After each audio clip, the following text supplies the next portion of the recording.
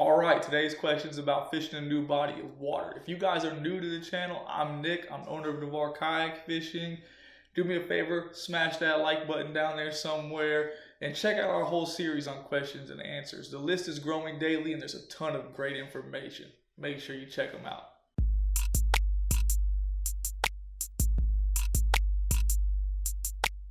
All right, guys, Corey wrote in and he asked the question, could you talk about fishing in a new area? I always hear people telling others just to go out and fish, but it's challenging. What signs do you look for when you're fishing a new body of water? Corey, that's a fantastic topic, man. I appreciate you taking the time to write in. If you guys have a question, there's a submit your question link below. Click on that, follow it.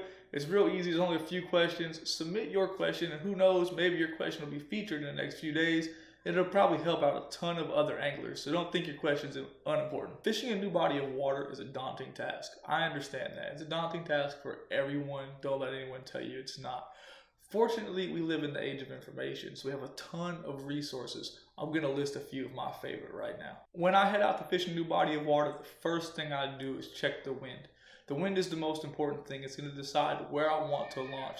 It's important that you always remember you don't want to launch and go with the wind. You want to launch and go into the wind. That way, when you return, the wind just blows you right back to the ramp.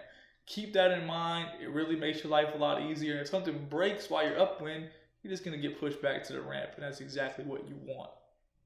Now, when I am checking the wind, I like to use an app called My Radar. It's more like first thing before I launch in the morning, it's going to tell you exactly where the wind is coming from. Other than that, I use the Weather Channel. I recommend that you pick an app that tells the weather, whether it's AccuWeather or whatever, and stick to it. They are all consistently wrong, but if you get used to one, stick to it, you'll figure out what they're talking about. Sometimes it says southeast here, really the wind is coming out of the east. It's just something you learn to deal with, you figure it out, and you move on. The second thing I check is the tides. Is the water going to be deep or is it going to be shallow? Which way is the water moving? And to do that, I use an app or a website called tidesforfishing.com. It's fantastic. You can pick your region, your location, and it'll tell you exactly what the tide is doing and when it's doing. It's got a ton of other information on the website, but all I typically pay attention to is the sunrise and what the tide's doing. But it's important you understand the tide. It's important you know the water's coming or going. So make sure you're checking that before every trip. The third thing I do is I compare Google Earth to Google Maps. The images will be slightly different, and Google Earth will allow you to go back in time and see a different viewpoint. Sometimes you'll look at Google Earth and like the picture will be just washed out because it was super windy that day and you can't see. Other days you can go back a few years and it's going to give you a general idea. Obviously, the storms are going to change the sandbars and so on, but you have a great idea of what's happening, and that's super important. Make sure you're checking Google Maps and Google Earth. It gives you a heads up the day before. So when you launch that kayak, you know, hey man, there's a bunch of sandbars. Hey man, the grass line ends over here. Hey, there's 2 secondary points, and there's this and there's that.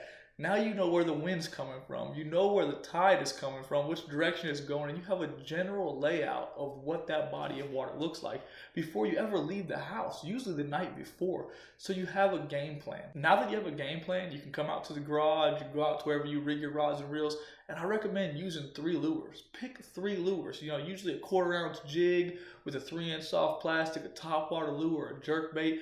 Tie on a weedless fluke if it's the middle of summer because you don't know how shallow it's going to be or how much floating grass is going to be on the waterway, and be prepared.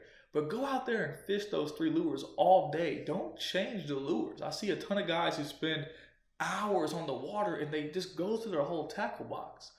Spend that time moving and covering water, not just changing your tackle. You should be prepared before you get there. Keep it simple and learn to fish the lures you tied on. You're going to want to get to your spot before the sun comes up or right as the sun comes up. But don't just start casting. I tell everybody all the time, observe the area and pay attention to details. Are there pelicans on the dock? Are there ospreys flying around? Is there bait skipping on the surface? Has the first mullet jumped? Pay attention before you just start blasting your lure all over the place and make an informed decision. Is the bait being funneled down the flat? Is it moving all over the place? Is it staying away from the shoreline? Is it staying on that drop off you found on Google Earth? What is the bait doing? Why are you there? How are the bait positioning themselves? How are the predator fish positioning themselves? Where should you position yourself? And once you figure out those 3 things, you can set up and make an informed decision and make the best cast possible without just spooking everything. So keep that stuff in mind. Observe before you cast. It's important. Now, when you start casting, if you cast the same direction 10 times in a row and you don't have a bite, a strike, a swirl, a boil, nothing, move on. Move the kayak. Go fish somewhere else.